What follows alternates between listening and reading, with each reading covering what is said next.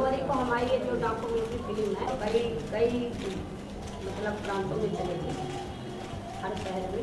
सब लोग, मैं सबको बताना चाहती हूँ आज की डेट में कि सब लोग इसको देखें। मैं तो गुलाबी साड़ी तो पहनी हूँ, लेकिन हमारे जो इस फिल्म के निर्माता हैं, क्या बोलो मैं, अरे वो प्रस्तुत करने वाले और ये डायरेक्टर ये भी बनाए जो निष्ठा जी, ये भी गुलाबी दोनों पहने हैं। मैं तो पहनी हूँ, तो मेरा काम है रोज का पहनना।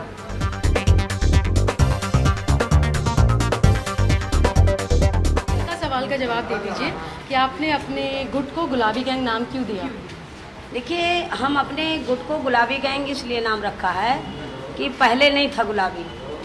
पहले तो हम काम करते थे, और जब हमारे साथ 10,000 औरतें हो गई तो हम कहीं जाते थे तो हम भटक जाते थे, एक दूसरे को पहचान नहीं पाते थे।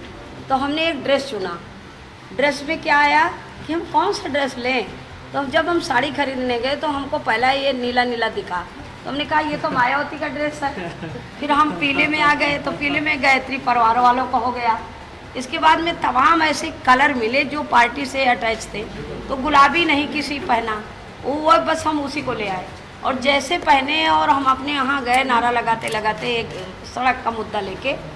तो उस दिन हम डीएम को पैदल चला दिया। उन्होंने पूछा ये क्या है, ये क्या है? अरे हम कहा आप कौन है, क्या पूछ रहे हो, इस तरह की बात है, जैसे कोई जानवर हो। तो हम औरतें हैं, साड़ी पहने, और बताओ क्या है। उन्होंने कहा अच्छा तो इस तरह चिल्ला रही हो। मैंने कहा जनता का हक नहीं मिलेगा, चिल्लाएगी जनता। तो उस दिन फिर हमने उनका रोड जाम कर लिया और घेर के बैठ गए। फिर वो उनसे हमसे माफ़ी मांगा और हम काम करवाएंगे। उसी दिन से हमारा नाम पड़ गया गुलाबी गैंग। और वो गैंग इतना फेमस हुआ कि कई देश में गई। 2008 में नॉर्वे गई, 2012 फ्रांस, 2008 में फ्रांस गई, फिर नॉर्वे गई 12-13 में, 2 बार हो आई, इटली गई, स्वीडन गई, कई जगह हम हो आए। हमारी किताबें छपी, कई जगह हमारी डॉक्यूमेंट्री फिल्में बनी हैं। और निष्ठा जी हमारे चल के बहुत मेहनत किया। इन्होंने रियल में ऐसी ऐसी कहानी देखा कि इनके पहले 2 डॉक्यूमेंट्री फिल्म बन गई थी। इनका भरोसा नहीं रहा कि ये डॉक्यूमेंट्री फिल्म अच्छी बनेगी। मैंने कहा ये रोज़ बना सकती हो, ये रोज़ की अलग अलग कहानी है। हमारी वही कहानी नहीं कि एक हीरो रोज़ मरता है और रोज़ एक मरेगा और वही जी आएगा। हमारी तो रोज़ की रियल की कहानी है। आज ये राजरानी की घटना दोबारा हम थोड़ी दिखा सकेंगे, कोई दूसरी है। तो ये तो हमारी डॉक्यूमेंट्री फिल्म जो अगर कोई भी बनाना चाहे बहुत बन सकती है। ये भ्रष्टाचार रुक नहीं रहा। अरे वो एक औरत पीड़ित आती है और हम उनसे कहते हैं कि 10 औरतों को जाके जोड़ो, तभी तुम्हारा न्याय मिलेगा। अरे अब औरतों के साथ कितनी बड़ी घटनाएं होती है। देखिए, एक पत्नी एक गाड़ी के पहिए होते हैं, उनका दोनों का हक बराबर होता है। लेकिन आज की डेट में पुरुष औरत को जूती समझता है, और वो काफ़ी अपना जैसे वो घर में सताई जा रही हैं, वो पुलिस के पास गई तो उल्टा वो औरतों को ही पुलिस डांट फटकार के भगाती है। इनकी रवैया इतनी बुरी हो चुकी है, तो इसलिए वो औरतें हमारे पास आ जाती हैं कि हमें कहीं से न्याय नहीं मिल रहा, कोर्ट कचहरी से हमारा भरोसा उठ रहा है।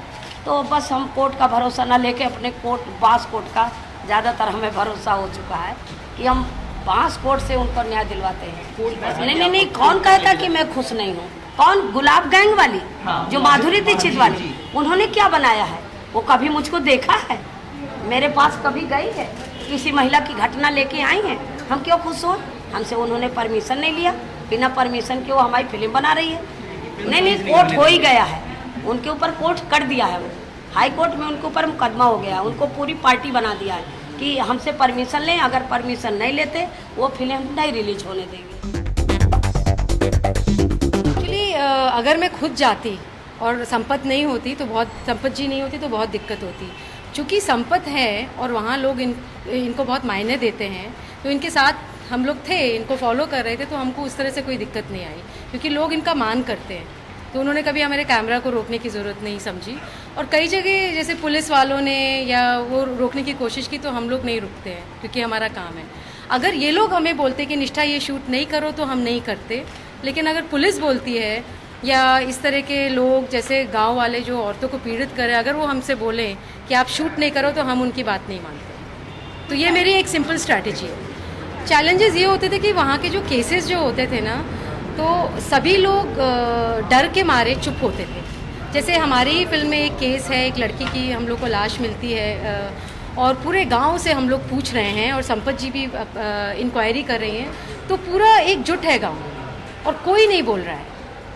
रात में पंचायत बैठा दी और बता दिया सब लोग को कि आप यही बोलोगे, और औरतों को डरा दिया। तो सब एक ही आवाज़ में सब लोग बोल रहे हैं। तो कैसे आप सच्चाई तक पहुँचें, तो ये सबसे बड़ी मुश्किल होती है कि कौन सच बोल रहा है, कौन नहीं बोल रहा है, कौन डरा हुआ है, कौन नहीं डरा है। तो हम कैसे, अगर मैं सामने एक डॉक्यूमेंट्री लाऊंगी तो डॉक्यूमेंट्री में बहुत ज़रूरी है एक सच्चाई पेश करना। तो मुझे तो सच्चाई मालूम होनी चाहिए ना कि क्या सच्चाई है या नहीं। मैं सामने ले आऊँ और बाद में पता चले कि ये झूठ है, तो ये हम लोगों की रिस्पॉन्सिबिलिटी है। तो उसमें पूरा छानबीन करना कि क्या सच है क्या नहीं है, उसके लिए आपको बहुत पेशेंस चाहिए डॉक्यूमेंट्री के लिए। ये नहीं है कि एक बाइट मिल गया चले गए, वो नहीं है, मैं उसमें बिलीव नहीं करती हूँ। तो हम रोज़ाना 5-5 घंटे हम लोग ट्रैवल करते थे, दूर दूर गांव में जाते थे, इनके साथ होते थे, और जो दूसरा जिला के कमांडर हैं उनके साथ हम लोग रात दिन में 10-10, 12-12 घंटे ऐसी जगहों में जाते थे जहाँ गाड़ियाँ नहीं जाती हैं, चल चल के पूरा दिन कैमरा और पूरा सब इक्विपमेंट उठाकर हर जगह जाना। अगर एक गांव की ये कहानी है, जैसे वो लड़की मरी है तो उसकी माँ के पास गए जो कि 200 किलोमीटर दूर है। तो ये इसके लिए पेशेंस ज़रूरी है और हार नहीं मानना।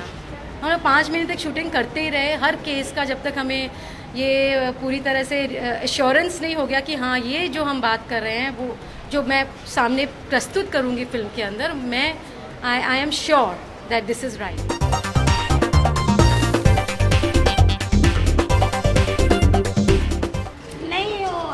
तो हम नोटिस भेजी थी बम्बई का वकील थे, लेकिन वो कहे अभी हम रियल में भेजेंगे। फिर अभी भेजा है, लेकिन खैर उनका कोई वो नहीं है, कहानी हमारी है, वो कितना गुमराह करें।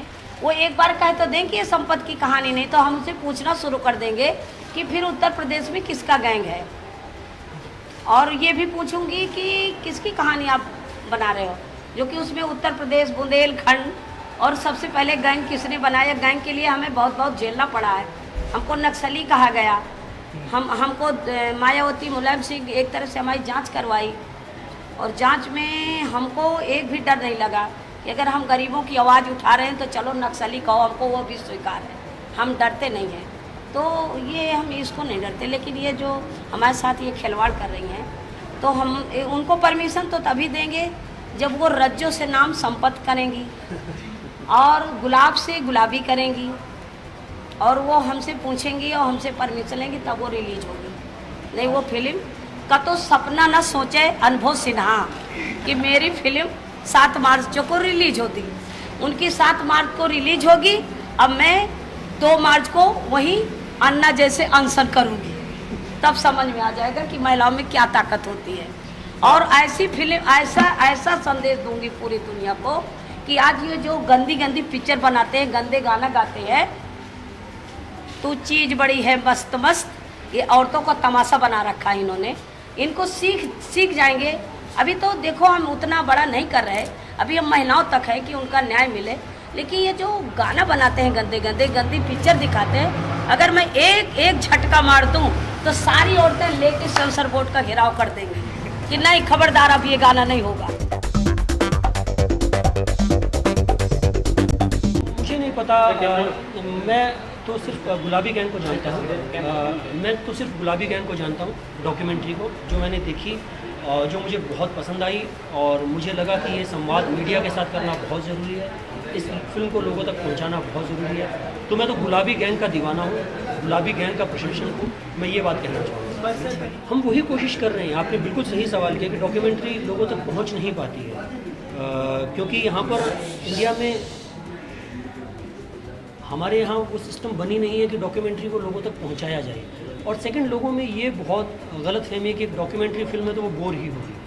अगर आप ये गुलाबी गैंग देखोगे तो मुझे नहीं लगता कि आप उठ पाओगे इस फिल्म को देखोगे। बहुत ही एंटरटेनिंग, बहुत ही एंगेजिंग फिल्म है ये डॉक्यूमेंट्री फिल्म। तो ये बात होना बहुत ज़रूरी है कि डॉक्यूमेंट्रीज़ को रिलीज़ मिले, लोगों तक डॉक्यूमेंट्रीज़ पहुँचे।